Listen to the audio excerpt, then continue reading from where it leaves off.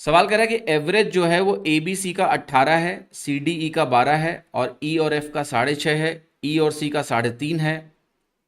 What is the average of A B C D E F? तो बहुत अच्छा सवाल है। देखो, A plus B plus C का औसत मुझे 18 दिया है, तो टोटल क्या होगा? क्योंकि 3 है ए बी सी मिला के, 3 इंटू 18 54। सी डी ई का औसत कितना होगा? सी डी ई का औसत 12 दिया है, तो 12 को 3 से गुणा करेंगे तो टोटल 36 हो जाएगा। ई और एफ का औसत मुझे 6.5 दिया है, तो अगर मैं ई प्लस एफ का टोटल लिखूं तो 6.5 इंटू 2, क्योंकि 2 लोग हैं, 13 बनेगा। 13 बनेगा। फिर हमारे पास ई और सी का औसत 3.5 दिया है, तो मैं कहूँगा ई प्लस सी, इसकी वैल्यू 3.5 का डबल 7 बन जाएगी टोटल। अब देखो, मुझे अल्टीमेटली क्या निकालना है? A plus B plus C plus D plus E plus F upon 6, इससे औसत निकलेगा। आपको किसी भी तरह से A plus B plus C plus D E F का टोटल चाहिए।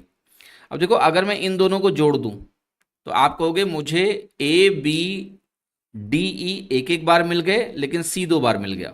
फिर मैं इसको भी जोड़ दूं क्योंकि मुझे एफ भी चाहिए। आपने कहा अगर मैं इतना जोड़ दूं तो मुझे A B C D E F सब मिल गए लेकिन ई 2 बार मिल गया और सी 2 बार मिल गया।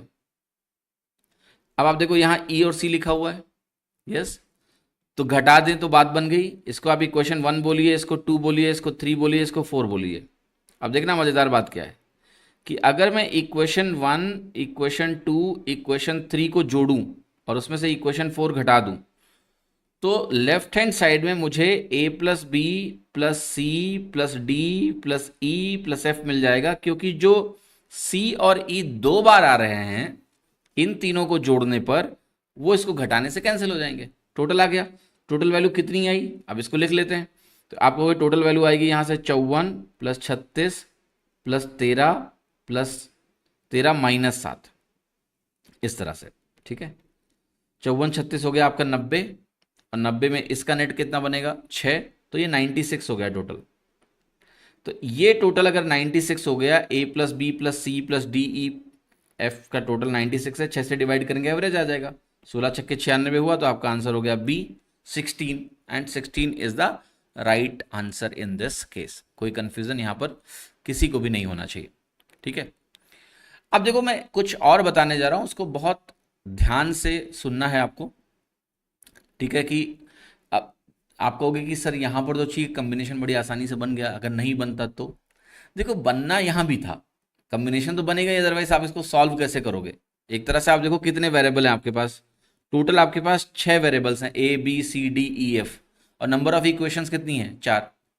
तो 4 इक्वेशन हैं, 6 वेरिएबल हैं, तो आप इनको अलग अलग तो सॉल्व ही नहीं कर सकते हो। तो ये पहला हिंट है कि अगर मेरे को 6 वेरिएबल अलग अलग A B C D E F की वैल्यू निकालनी हो अलग अलग, तो इस तरह से तो हमें नंबर ऑफ जो वेरिएबल्स हैं वो ज़्यादा हैं, तो हमें नंबर ऑफ इक्वेशन ज़्यादा चाहिए। उतनी तो इक्वेशन ही नहीं दी है हमें।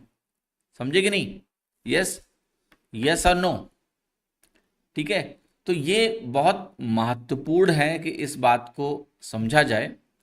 अच्छा, दूसरा, अब एग्जाम में मान लिया बहुत कम टाइम है और आपको उत्तर लगाना है, तो भी हम 16 लगा सकते हैं। थोड़ा सा रिस्क है, ज़्यादा नहीं है। कैसे? देखो, आप कहोगे मेरे पास ए बी सी है और ए बी सी का मिला के औसत 18 है, मुझे डी ई एफ को लाना है। ध्यान से देखना, डी ई एफ को लाने से क्या होगा, जरा देखो ध्यान से। अब देखो, यहां पर ई और एफ का औसत 6.5 दिया हुआ है, जो कि 18 से बहुत कम है।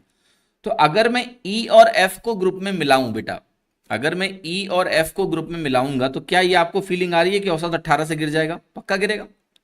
एबीसी का 18 है, डी ई एफ 6.5 है, सॉरी ई एफ अकेले 6.5 है, डी को भी छोड़ दो।